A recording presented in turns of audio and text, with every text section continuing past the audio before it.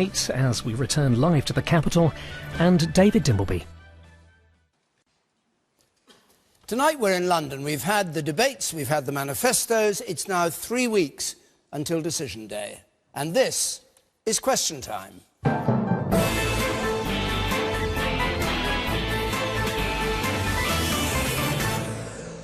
And a big welcome to listeners, to viewers, to our audience here, and to our panel, the Conservative Party Chairman, Grant Shapps, Labour's Shadow Home Secretary, Yvette Cooper, the SNP leader at Westminster, Angus Robertson, the Liberal Democrat Business Minister, Joe Swinson, UKIP's Douglas Carswell, and the broadcaster and journalist, Piers Morgan.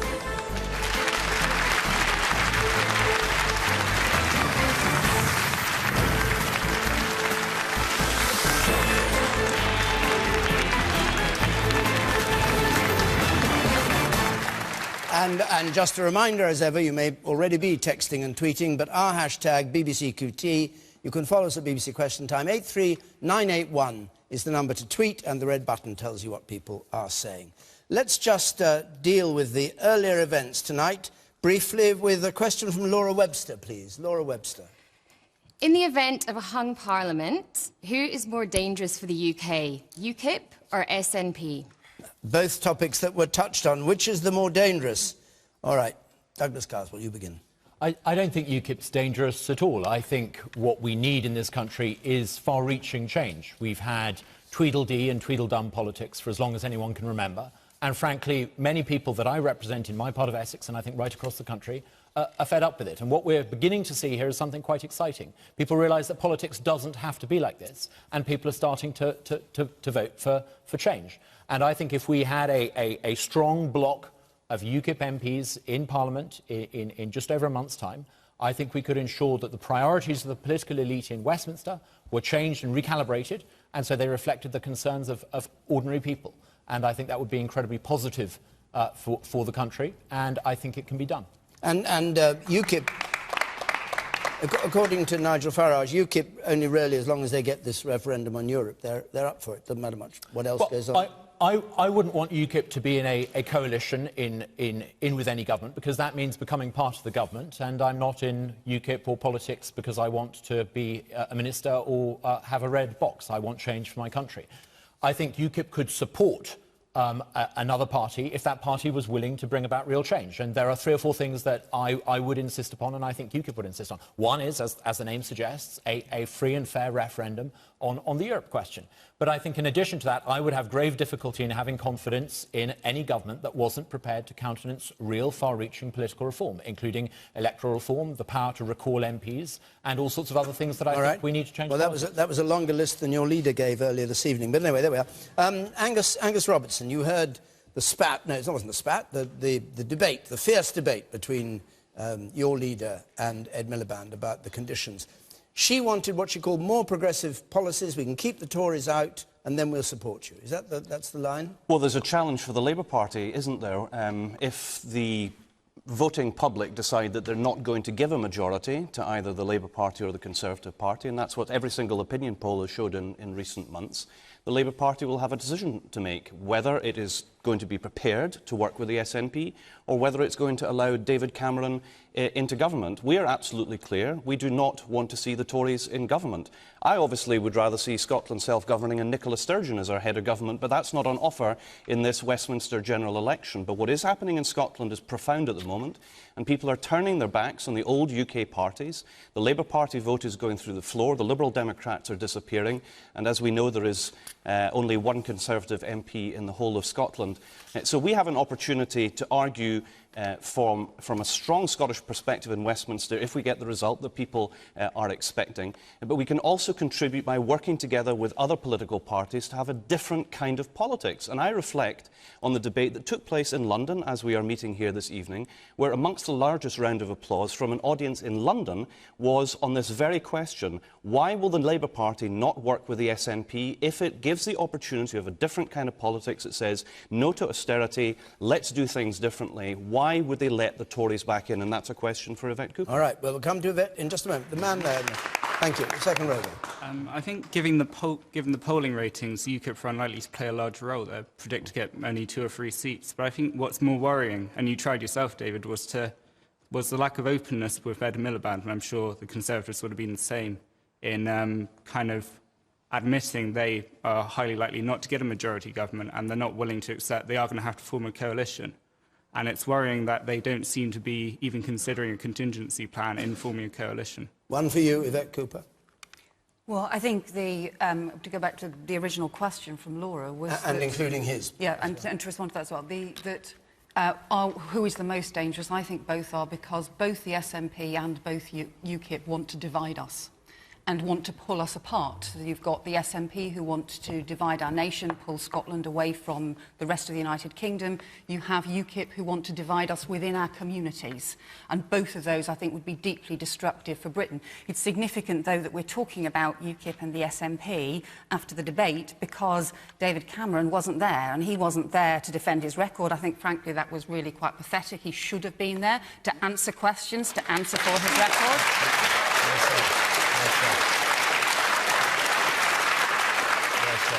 And I do hope that he will take up Ed Miliband's offer now of a one-to-one debate, because that's what we really need, is to see the Prime Ministers the people who are standing to be Prime Minister of this country, to go head-to-head, and we need to see that debate.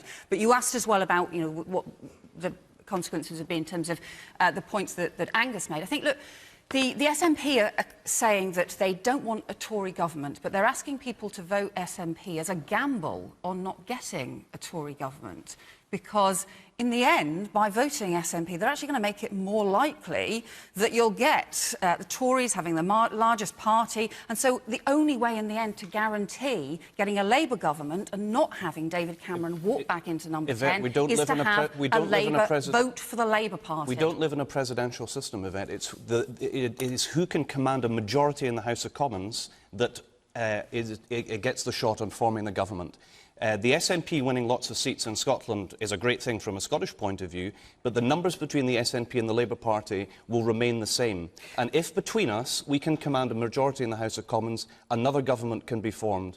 But and you shouldn't explain something which is incorrect. People need to understand the way the Westminster system actually works. And it is up to your party in these circumstances to be honest to the voters in Scotland and say whether you are prepared to work with us or whether you're prepared to see David Cameron going back into government. But and I tell you gambling. something, the Labour Party will be on finished, David Cameron going back into number 10. Because you are telling people in England to vote Green, you are telling people in Wales to vote Plaid. In fact, you're telling people to vote everything other than Plaid. And then you're saying that you want Labour to be a bigger party. Still haven't answered the question, That is being dishonest with people. There is a massive difference between us that's hugely important. In the end, I think we should have solidarity between England, Wales and Scotland. Are you prepared to let David Cameron back into government? We should care as much about children in poverty in Aberdeen as we do in Bethnal Green, because in the end we are stronger if we stand together than if we leave people to sink or swim alone. Are you prepared to let David Cameron back in the government? Let's hold it. Wait a minute. Keep your hands up and I'll come to you. Keep your hands up if you want to speak and I'll come to you in just a moment. But let's just hear Grant Shapps, Chairman of the Conservative Party, on the challenge Yvette made. Why won't they, as Ed Miliband said, why the two leaders of the two biggest parties won't debate? Well, there's a format of debates. There are 4 different debates, and I think the clue was probably in the name of this one. But there are. And David Cameron's been in the first 2, he's in the last one. The clue's in the name of this one. It was the Challengers debate. It was not the Challengers debate. It was not. It was called the BBC debate. Well, okay, it was never called the Challengers debate. It was... I'm sorry. You may have called it the Challengers debate, but that wasn't. Well, one thing is clear. One thing is clear. There were 4 different debates. It was organised and negotiated by the broadcasters themselves. Hold on, by the broadcasters themselves. And as I say, actually, I don't think the Prime Minister was actually invited to the particular debate. So whatever it was called, he wasn't invited along. It was very hard for him to be there. He ran away. Well, will he do the next one? Yeah, he's in the next one. Will he do the one-to-one, head-to-head with Ed Miliband? Yes. You came along today, and we appreciate it, Grant. We're really pleased to see you. But why won't David Cameron come? It's very nice of you, Yvette. The point is that he is actually in the next one. He was in the last 2. And the reality of the situation is, I think we learnt quite a lot from that 90-minute debate this evening, I thought it was complete... Well, not from you lot. I thought it was... That's true. I thought it was complete and utter chaos. You could see what this was like. That was 90 minutes of chaos. And I thought Nicola Sturgeon, frankly, ran rings around Ed Miliband. You got a preview of what it would be like with Ed Miliband propped up by the SNP in Downing Street, demanding all sorts of things from Britain. It's why the answer to the original question would be the SNP are incredibly dangerous to this country for two reasons. One, they actually want to break up this country, and I think that is terrible. And secondly, because they will prop up an Ed Miliband government, and you would be the people who end up paying for all of that. All right. Joe, I'll bring you in a moment. Let's just go outside the Westminster box and bring in Piers Morgan, and then I will come across to you, and then I'll come to you, Joe, too. Well, I just think this conversation so far sums up the complete farce of this election. Nobody seems to know who we should be voting for to get anyone elected. None of the parties have any leader inspiring any confidence in any of us to vote for them in a majority. I don't know which one of you wants me to vote where or for whom. You can't be bothered to turn up to any of the debates. You talk about people being propped up, and yet you rely on that little irrelevant lapdog, Nick Clegg, right, who is seeing his... Well, I'm sorry, but he is irrelevant. His name was mentioned once tonight, almost by mistake. You know, this is a guy who now sits there and says, well, I'm in charge, I'm the one pulling all the shots. No, you're not. Your vote is disintegrating. Your seats are going to be at least halved. Nobody cares about you and your party because last time you had the chance, you jumped into bed with the wrong people and you... I was going to say a naughty word, but I won't. You went with the wrong people and you alienated probably half your audience. And, you know, I would urge everyone watching this tonight to listen very carefully to all the statistics we're going to get bombarded with here. Because I'm now at the stage of selection where I don't believe a single thing any of them are promising me. Not a thing.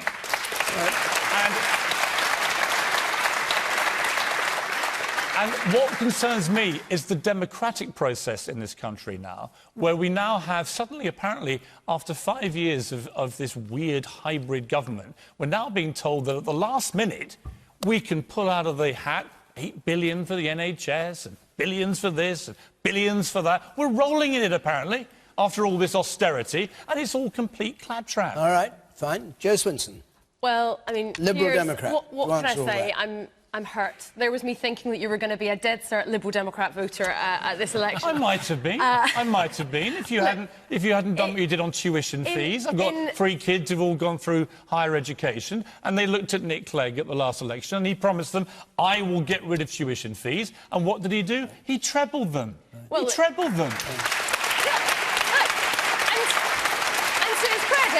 Hang on. We don't want a one-man recruitment drive here. To his credit, Nick's held up his hands and says that we got it wrong on that. But what we have also... What we do? Hold on, Piers. Just wait. You've got plenty of time. Come on. What we've also done is things that were on the front page of our manifesto last time. We've raised the income tax threshold so that people aren't paying any income tax on the first £10,000 they've earned. We're spending £2.5 billion extra through our pupil premium to support the poorest pupils. And there's 2 million more jobs in the economy. So actually we have achieved quite a lot in government. But to answer Laura's question, which was UKIP or the SNP, exactly. Which is more dangerous? So I think, and the debate I think showed this tonight, both are incredibly dangerous. What we saw there was a lack of in that debate tonight was any kind of centrist, sensible, responsible voice. You had the different extremes, which shows you the potential futures the country could go down, either in one route, going down a sort of extreme of just borrowing and borrowing ever more to pay for what sound like very lovely populist spending pledges, but ultimately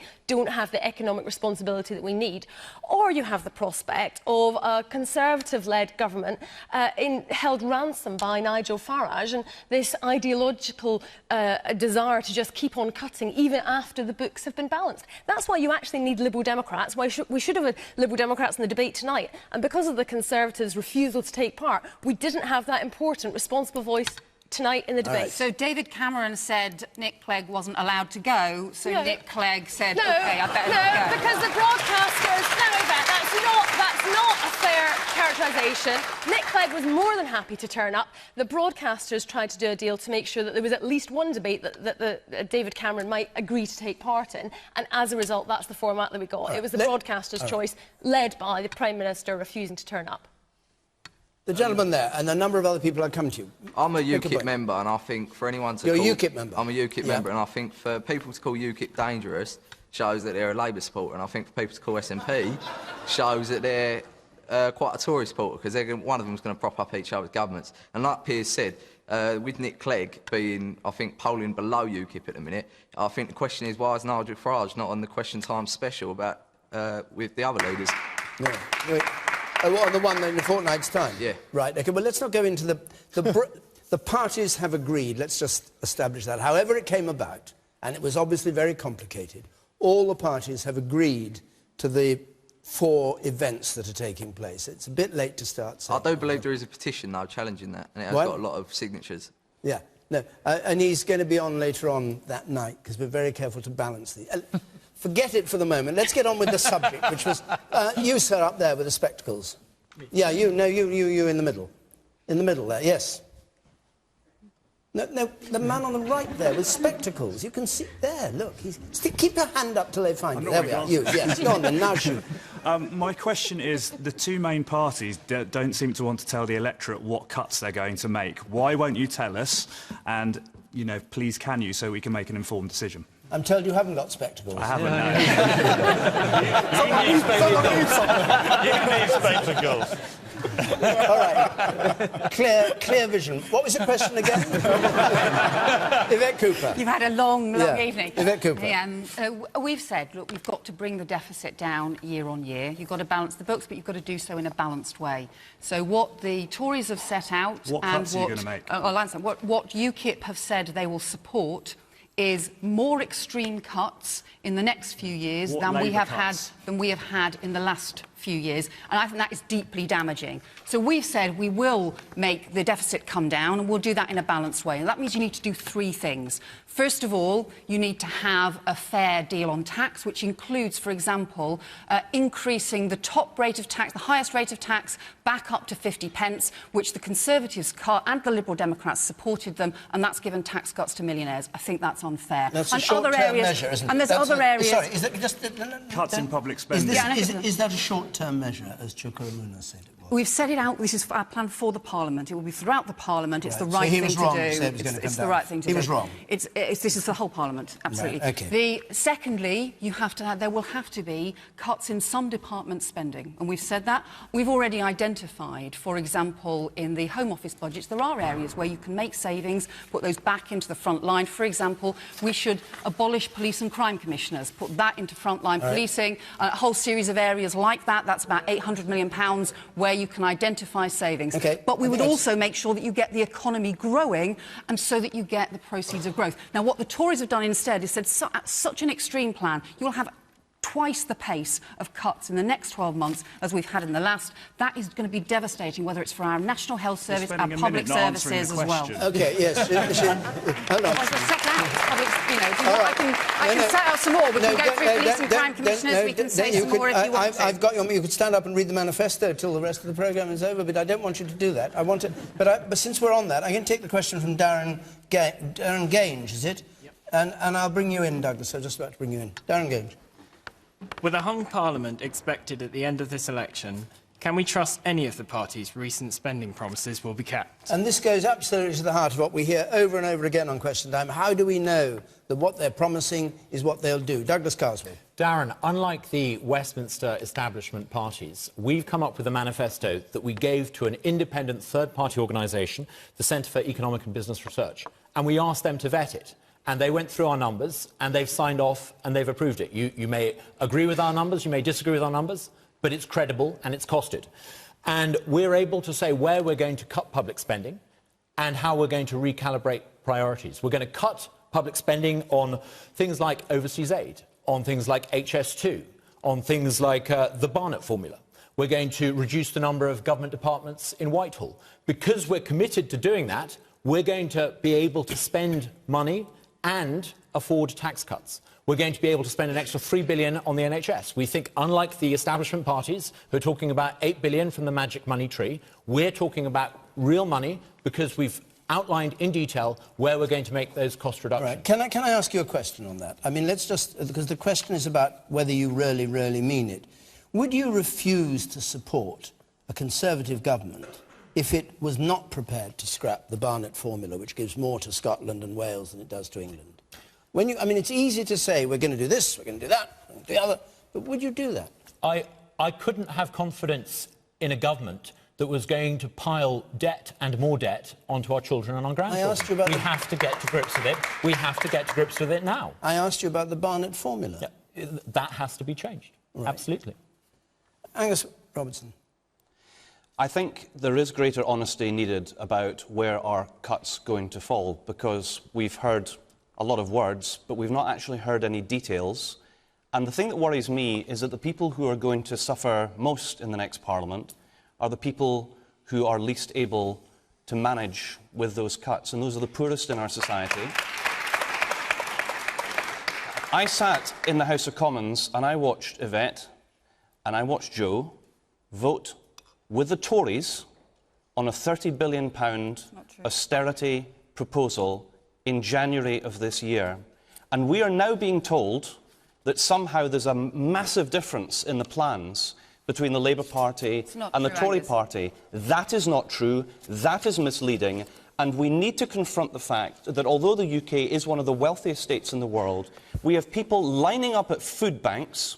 We have projections of more than 1 million new children in poverty by 2020 if this goes ahead. We need a lot more honesty about where the cuts are going to fall. I know where I would make a big cut, and that is by not spending £100 billion renewing Trident weapons of mass destruction that we could never use. Okay. There's a straight answer to a straight question. You deserve it from the others on the panel. But that would actually be a classic example of why they would be so dangerous. You know, my brother's a serving officer in the British Army, and it is right to say right now there's probably never been a more dangerous period for the military around the world, not least of which our own. And to remove our nuclear deterrent at this time is absolutely crackers. Well said. And let me explain why it's crackers very quickly. It's crackers because we are a stable country. Despite their best collective efforts, we are a stable country. We are economically reasonably prosperous compared to many other countries.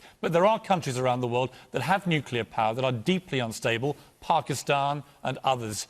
And we have to be strong right now. We have to be strong with our allies, and we have to have a deterrent that works. I listened to them tonight. Even Ed Miliband said, well, I would keep Trident, but he wouldn't press the button. Well, what kind of deterrent is that? If you're watching that, you're thinking, let me get this straight. This guy's Prime Minister of Great Britain, Prime Minister of his country, and he said he's in charge of the nuclear trigger. He wouldn't ever press it? That's not a deterrent. That's not what he said, Piers. That is what he said. That is what he said. He said no. He said I wouldn't press it. He was being asked whether he would get rid of Trident, and he said well, no, the implication that I got from what he said, no, if he was asked would he press the button, he said no. Go back and check the transcript. I checked it. And the reality of that and the position of the SNP and the others who want to get rid of it is you would weaken this country at a time when we least need to be weakened. All right, Grant Shapps. The actual question was actually about spending promises, I think, rather than the cuts per se. And the reason why I would say that the Conservatives, if elected with an overall majority, which, by the way, requires 11,200 people to vote differently in just 23 seats, so I reject the idea that there has to be a coalition government. We're absolutely going for an outright majority. Would be on the basis that we've done what we said we were going to do this time. So, for example, that income tax threshold, you don't pay any tax now till £10,600, that's been raised. The fact that we're promising now to raise that to 12,500, yeah, well, we've done it in this Parliament, so it can be done again. The fact that we've pledged to spend £8 billion, it sounds a lot more a year on the National Health Service, is because anyone here who's been treated by the NHS, their lives have been saved, it's happened to me, I'm sure it's happened to other people here. About you. Anyone who, it's let not about me you. just explain this point. No, Darren's question wasn't about you, the Tories, it was about a hung Parliament. But the point... and how much of the things you're now describing would last through a coalition, say, with the Liberal Democrats again, which is a possibility, but I think with a bit of UKIP help. But I think it's a fair point to challenge the assertion behind the question. There does not need to be a hung Parliament. Conservatives only require 23 more seats. Labour, on the other hand, would require about 70 seats more if they lose out to the SNP in Scotland. So I don't agree that there needs to be a coalition. No, and I do, nor does Labour, for that matter. But you look at the figures, they have to win a lot more. And I would point this out. We've given to this NHS each year by the end of the Parliament, £7 billion more a year. We're saying that by the end of the next Parliament, we'll do what the Chief Exec of the NHS, Simon Stevens, wants, which is another £8 billion, at least £8 billion. We've said we'll do that. You can believe it because we've done it in this Parliament. I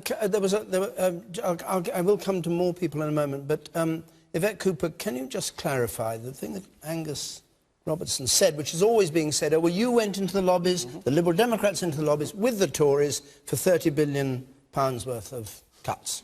What was that? There was no £30 billion in the motion at all. What we voted for is exactly what we said in our manifesto, which is we will need to bring the deficit down year on year. It's a sensible thing to do. We have to balance our books and live within our means. But we need to hang on a second. No, but hang on. But Angus, do you withdraw what you say? We need to do this. The SNP keeps saying this, and but it's rubbish. Where was the 30 billion in the motion? I'm sure Grant Shapps can confirm, because he was in the lobby with Yvette Cooper when she voted for that very same motion. What did they vote for? All three parties voted for £30 billion of what's called consolidation over the next 2 years, but it's untrue when Yvette says they will balance the books. That's not what they plan to do. By the end of the next Parliament, there will still be I think we've had enough on that. I think it's a disputed point, and we can't sort it out. There was no £30 billion in this motion at all. What we voted for was our sensible, balanced plan. What Grant wants to do is to cut £40 billion from spending alone, from departmental spending alone, in the next 3 years, and then he's got another 25 billion of unfunded promises we would still have a deficit the at the idea, end of you have 5 got years no of Labour. way that you're going to come up with the money, whether it's for the National Health Service, whether it's for your this right to buy, is all or just for anything. noise. You're just Look at this panicking. audience. Look at this audience.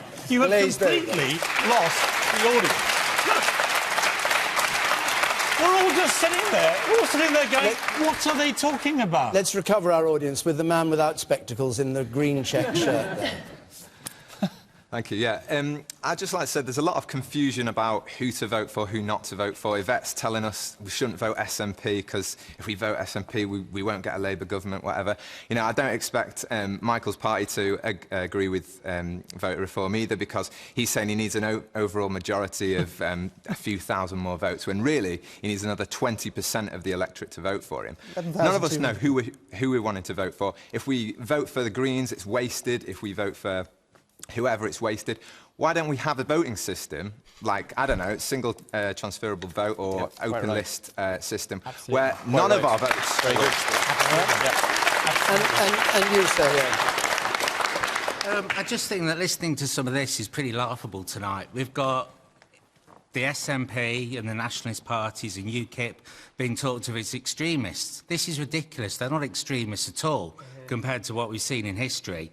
I think what we're here is effectively we've got the political establishment, the people in the middle are just fighting to save their own skin, and we can see that people who are outside of the centre, be it left, be it right, all over Europe, look at Syriza and Podemos, Front National in France, people over Europe are fed up with this. It's not just in the UK.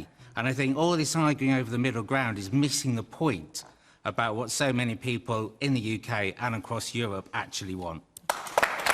I think listening to... I think you're right. Listening to Yvette and Grant squabbling tonight is a pretty good advertisement for why we need far-reaching and fundamental change. I personally have come around to the view that we need electoral reform, and I think we need electoral reform precisely so that the people who get to the top of the parties in Westminster never forget that it's the voters who are their boss. And unfortunately, we've got a political system today where people get to the top of their parties and they completely lose touch and they squabble amongst each other and they regard politics as a parlour game, clever tactics, but they've completely lost sight of the fact that there are hundreds of thousands of voters who are left cold by it. Jo Swinson. Well, I think that, obviously, I will agree with the excellent comment from the audience about the merits of single transferable vote and that we do need to do our politics differently. And I think, actually, you can have quite a mature conversation that sometimes, I think, in politics, there's a fear that somehow voters won't understand. But, I mean, the premise of Darren's question is a really important one. That if we end up in a situation, as looks very likely, where there is no overall majority, then, of course, it's a bit strange to expect that any one party's manifesto would be implemented absolutely in full. Because if you're having to have different parties working together, then you have to have some degree of compromise. And do you know what? I don't actually think the public has a difficulty in understanding that. In fact, most people I meet don't find themselves to be a paid-up supporter of one party or another and say, I agree with absolutely everything that party says. Most people I meet think, well, I like what that person says about that issue, and I like what that person says about that issue. And they quite like the idea that actually sometimes politicians might have to work together constructively and find solutions to the problems that the country faces. That's exactly what we've had over the last 5 years. Has it been difficult for my party in some areas where we haven't been able to do some of the things that we set out in our manifesto and wanted to do? Yes, that has been difficult and challenging. But we have been able to make a difference, to help people by cutting their income tax, to protect pensions, to get more money into schools for the poorest pupils. And you come into politics to change things, and that's why I'm glad we've done that. All right. I will come to you. I'll go to the woman with the scarf there. I don't think we need electoral reform. I think we need honesty. I work in the NHS. Where does the money come from? It's very simple. We just want a bit of honesty from all of you. Okay. The man with the beard and no spectacles, yes, you're easily recognisable by the beard, yes. I'd like to know how much input Nigel Farage actually had into the UKIP manifesto, because he said last night that he'd read it, but I'd expect him to actually have some input into a manifesto, seeing as he's your party's leader. You think he just accepted what others had written for him? Douglas Carswell. If only. No, like all parties, the leader has a big input, but it's a collaborative effort. Suzanne Evans, who was the chief architect of the manifesto project, was the main author, but she had input from all sorts of people. I had a small contribution, others had a contribution, but, you know, we're pretty collegiate in UKIP, and there are lots of party spokesmen and women who've got all sorts of ideas to contribute, and they did. And I think one of the extraordinary things about the UKIP's manifesto is not just that it's been independently costed, but it's coherent. It's all about change and dispersing power away from unaccountable elites and cliques and pushing power outwards and downwards. And I think it's a coherent, incredible document. Douglas, it's also about portraying this country as Little England, anti-foreigner, absolutely not. Wanting to keep all the foreigners out. Absolutely not. Let me ask you this. Absolutely not. Let me ask you this. You have avoided responding to something that Nigel Farage said the other day, which was when he went on his big rant about, you know, our parents wouldn't get hospital beds because foreigners coming here with HIV would be soaking up our money. Now, the reason I think you've avoided this is because your own father is one of the most eminent researchers into HIV in the world. Yes. And I would like to ask you whether you felt ashamed of what Nigel Farage said about the stigmatisation of foreigners coming here with such a crippling, awful disease, and whether you feel happy that he is trying to get himself elected on a ticket of don't let these people come into this country. Let me... Because I don't. Let him answer.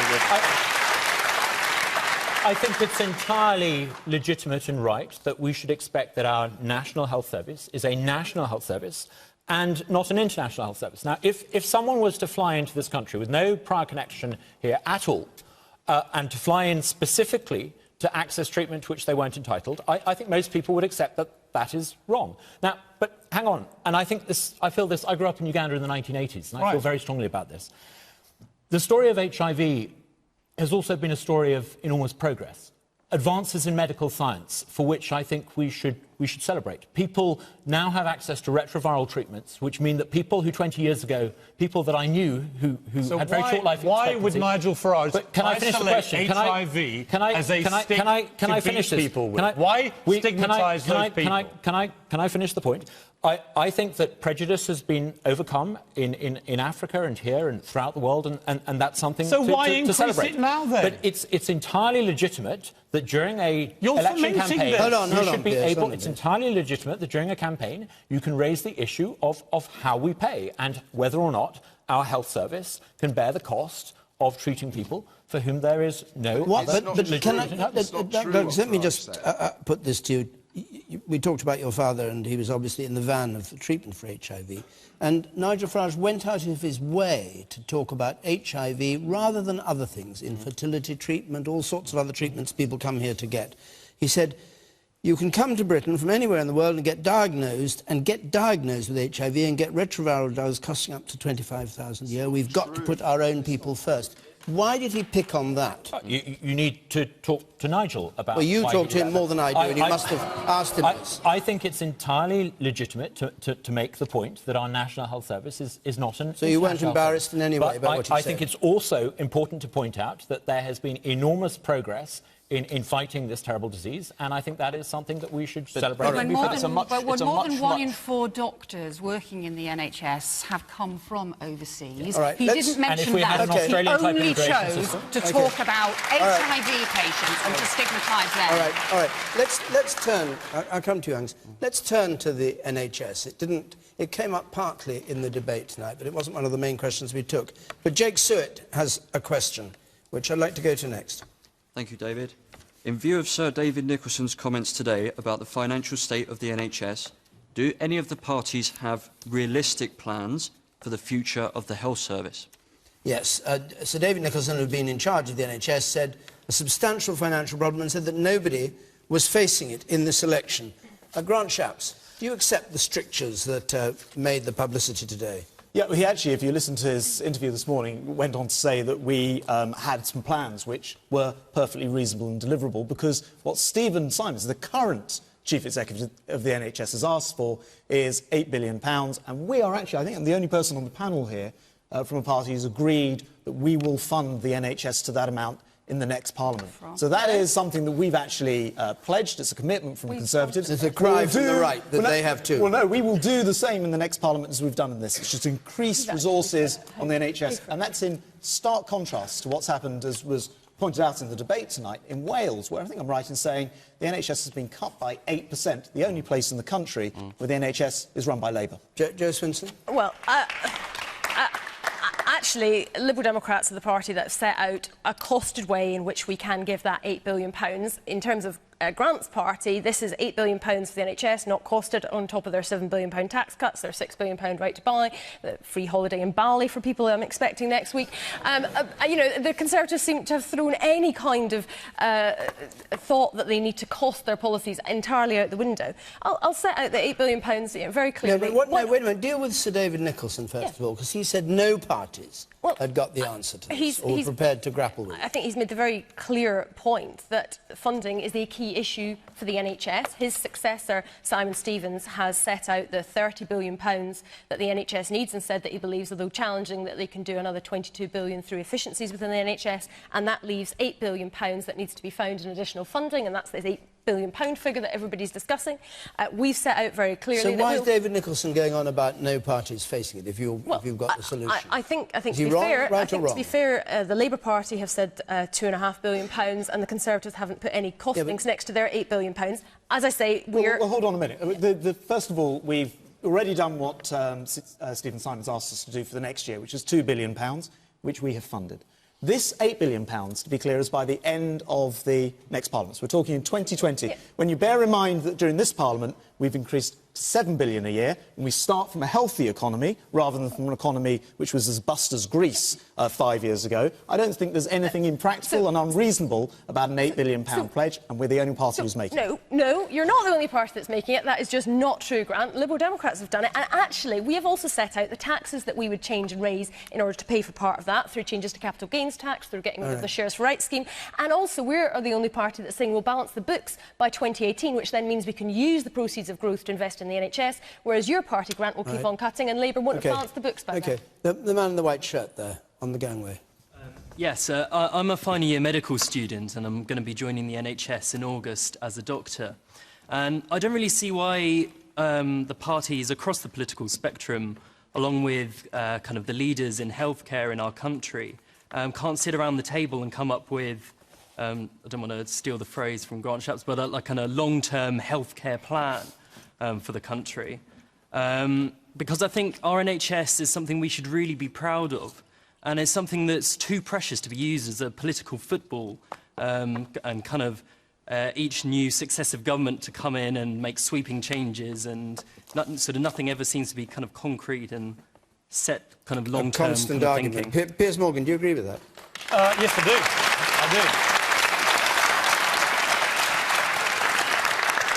It's very important when you have this debate to talk up the NHS. You know, I live a lot of the time in America where they have a completely different system. It's incredibly punitive. Many people who should get free healthcare do not get it, and it's a shambles. We have an amazingly good system here. The problem with the NHS, and the reason why none of the parties are getting credit for their plans, is because their plans always come with, we're going to give you more nurses and more doctors, and it all sounds all happy-dancy and fantastic until you get to the reality of the NHS economy in isolation, which is that it's riddled with debt. And actually, the kind of money they're talking about is a drop in the ocean to simply pay off the existing debts and deficit within the NHS budget. And anyone who works in the NHS knows that is the problem. So what they want to hear from the parties is a clarity about how you deal with the existing debts of the NHS before you start promising the electorate to try and get elected yourselves a load of pie-in-the-sky stuff about doctors and nurses and all the other cliché promises that we have to hear. Sort out the real problem, which is debt within the NHS right now. All right. And,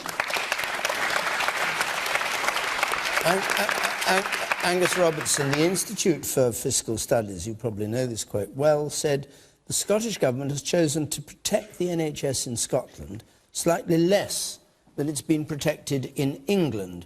English spending will have risen by 4% in real terms. Scotland has fallen by 1%, 2015-16.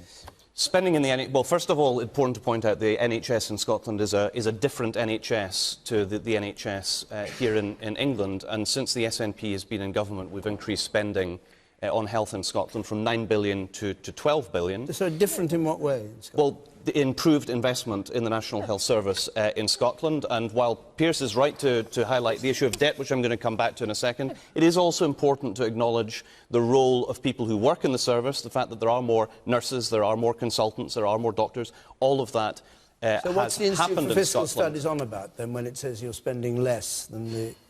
I'm not entirely sure, to be honest, because the numbers that are there show that the investment in the NHS in Scotland has gone up. But Piers has raised an issue of debt, which is very important, because this relates to the failed efforts of effectively privatising large parts of the NHS in England. It's the PFI schemes that were brought in, the massive overinflated costs effectively of a credit card to pay for the building of hospitals, the building of schools and so on.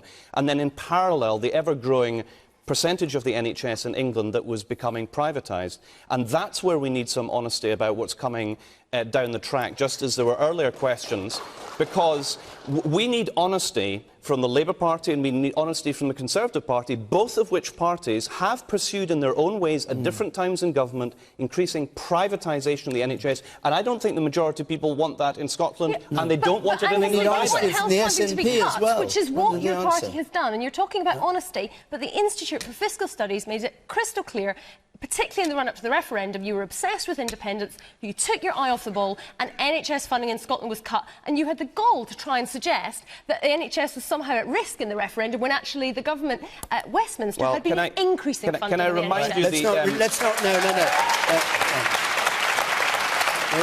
I don't want to refight the referendum. The man in the blue shirt there. I was just going to say, the NHS, it's such an important thing to everyone in this country, and I'm sure most people who earn a salary would be willing to pay an additional £20, £30 a month if they knew that money would be going directly to the NHS. And all right. And the woman here on the right. You. Yeah, when you consider that it takes 5 years at £9,000 a year to train medical students, and then that NHS staff have been on pay freezes for many years, it's an open question. What do you propose to do to increase the number of doctors? And Douglas Carswell, maybe you'll take on board what the man in blue said. I do think the NHS is incredibly important. In my part of Essex, there's a chronic shortage of GPs, and that's one of the reasons why the £3 billion extra that we would give to the NHS, and we've set out how we could afford that, would be dedicated to training more GPs. One of the things we would do to make sure we got more GPs was, number one, to make sure people studying medicine at university didn't have to pay huge tuition fees and debt upon graduation. The second thing we would do is, sometimes if people have been out of medicine for a while and they want to go back in, they have quite high costs to re-register. And we would make sure that those costs were met for them. This is about removing the barriers to entry to make sure we get more GPs. And I think it's vitally important we do that. In my constituency, there are people who've paid into the system all their working lives and they can't get to see a GP. UKIP will keep medical care free at the point of use. Douglas, there's an important thing to recognise in the NHS, which is that there's a very high percentage of staff working from the wards right up to the consultant level who have come from other countries.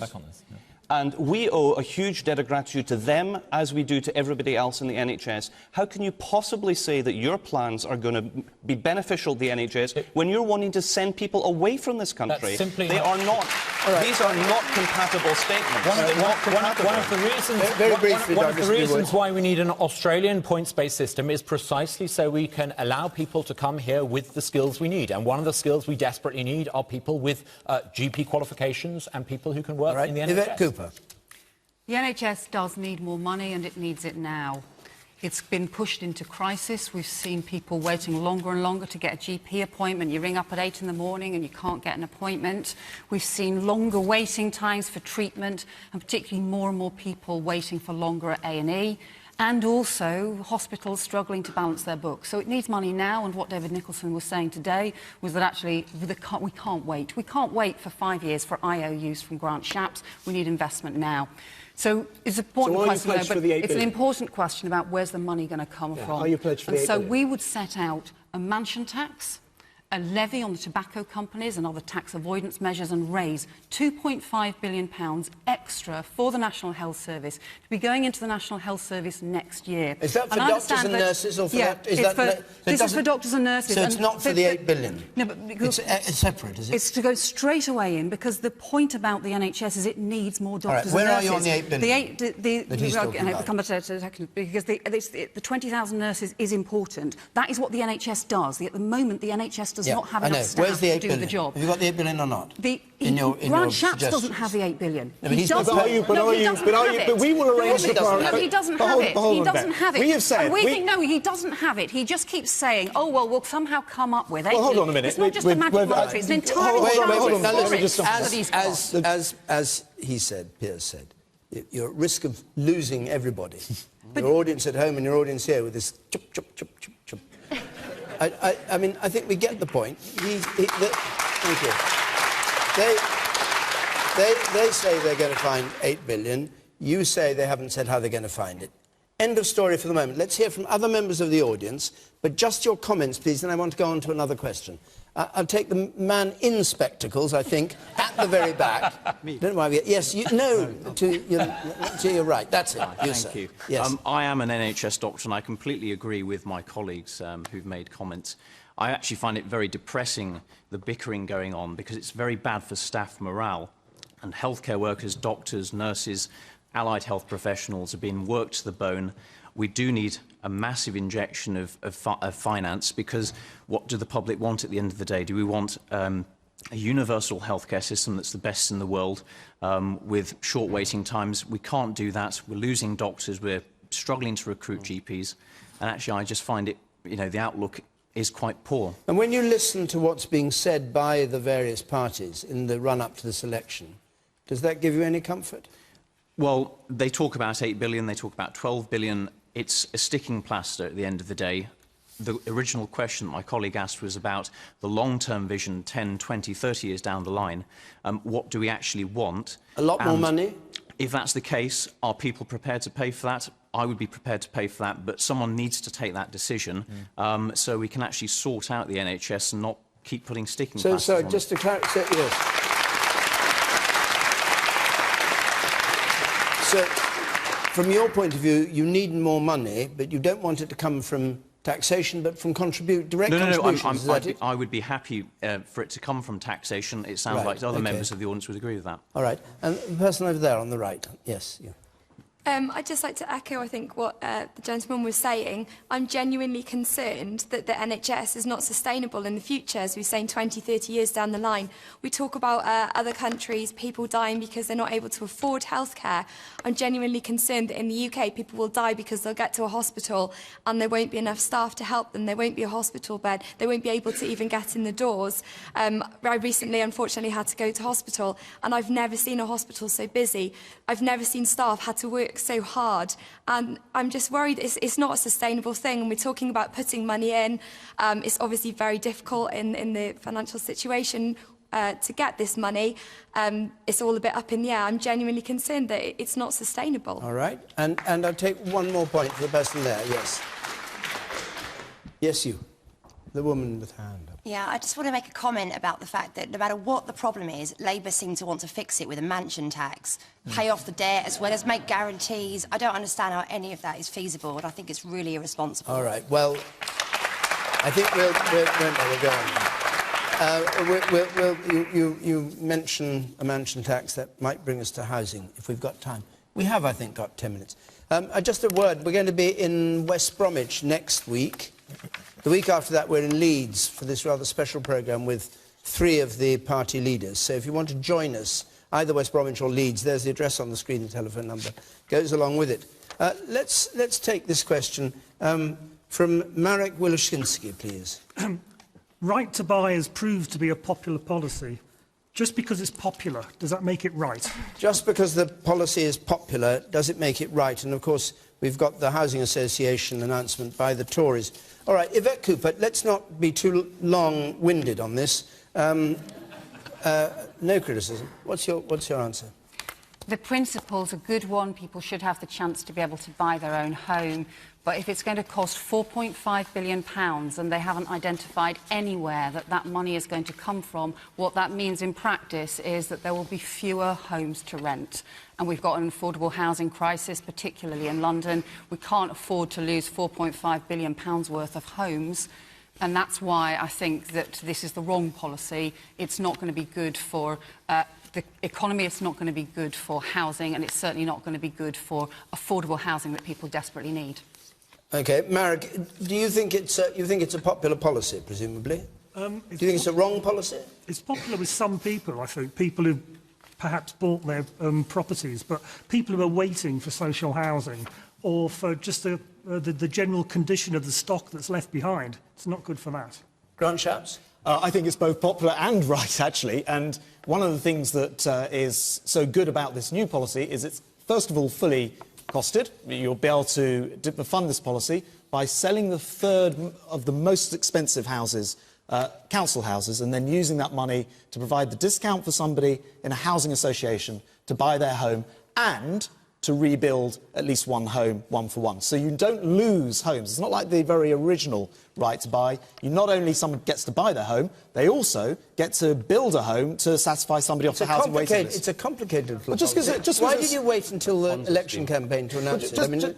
Why wasn't it there a year ago or 2 years ago? Look, just because it's complicated, probably blame a former housing minister. I mean, that's probably the answer, and I was one of them. But look, just because it's complicated doesn't mean it's not right. And the truth of the matter is, the right to buy has been very, very popular since the beginning. Labour tried to kill it off by doing away with the discounts. I reinvigorated those. This has been a process to answer your question, David. I reinvigorated those with the Prime Minister back in 2012, since which time a lot of people have been able to purchase their own homes through the Right to Buy scheme. Now we want to give the 1.3 million families who live in housing association homes and do not have and have never had the right to buy, because they're funded in a different way, that right to buy. And that is great for those people. It means they get to live in their own home, which they've purchased, and realise that aspiration. What do you think of it?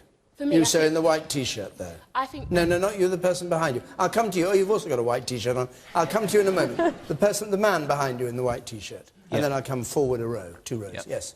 I'm not sure how we're to believe that one-for-one houses are actually going to happen when there have actually previously been promises of that, but it's run at about 10%. Do you think it's a popular policy in principle or not?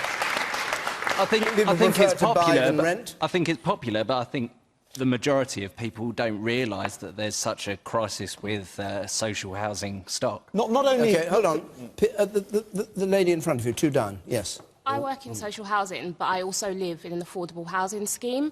So for me, it seems great. You know, I can buy the scheme that I live in. But a lot of my friends haven't had the opportunity to live in a scheme that I do. I pay 80% of the rent for my property, so I can save to buy. What happens when I buy my property and then no one else has the chance to live in a scheme like that?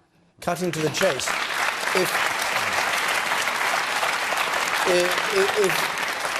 If the Tories come back and this policy is introduced, would you buy your own property? No, in principle, no. On a matter of principle, you wouldn't. Piers Morgan. I think it's not the right to buy, it's the right to bribe, isn't it? We're basically being tossed a little bribe 3 weeks before the election. It all sounds great, and we're all going to be house owners, and that's great. I've nothing intrinsically against the idea of right to buy in the right circumstances, but it seems to me it's chicken and the egg. It's the wrong issue. The issue now facing so many young people in this country is how to get on that first rung of any housing ladder.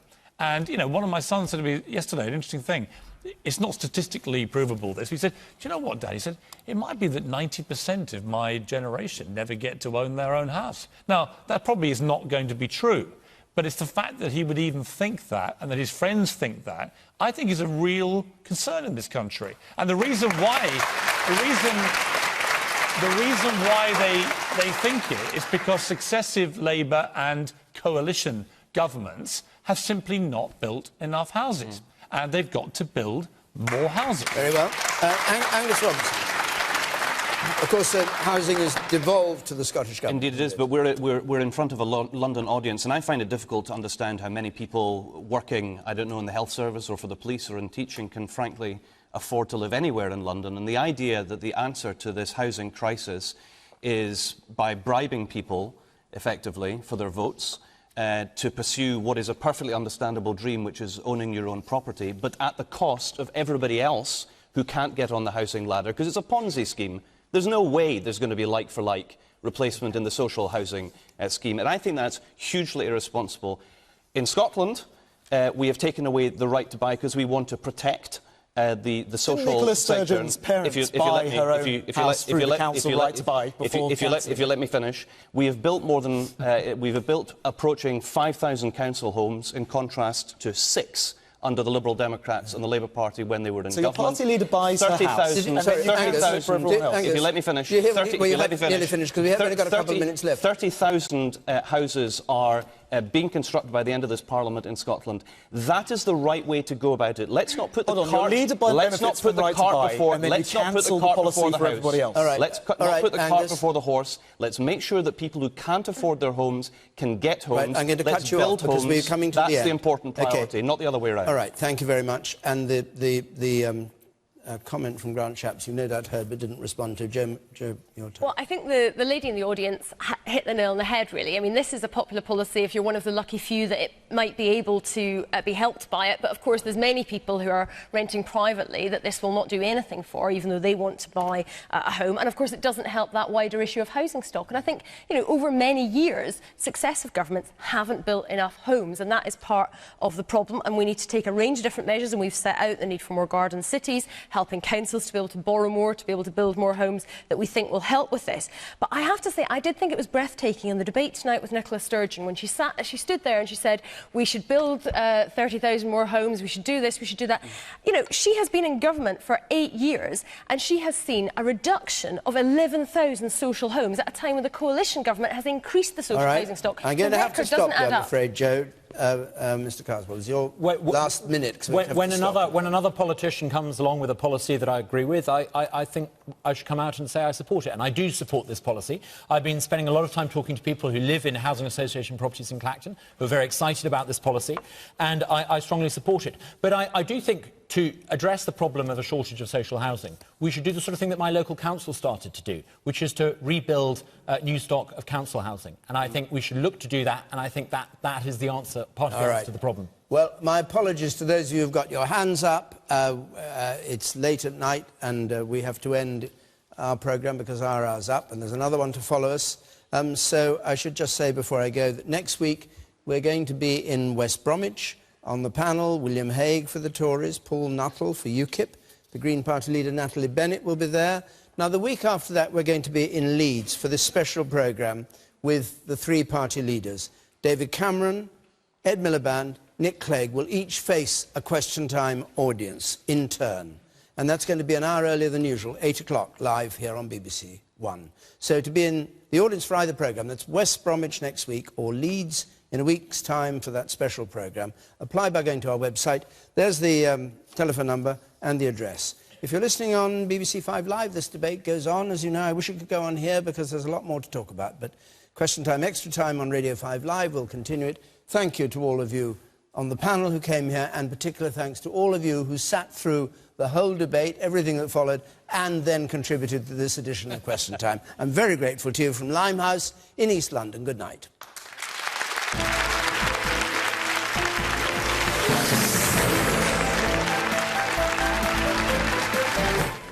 Further reaction to tonight's election debate from Andrew Neil and guests next on BBC One with This Week.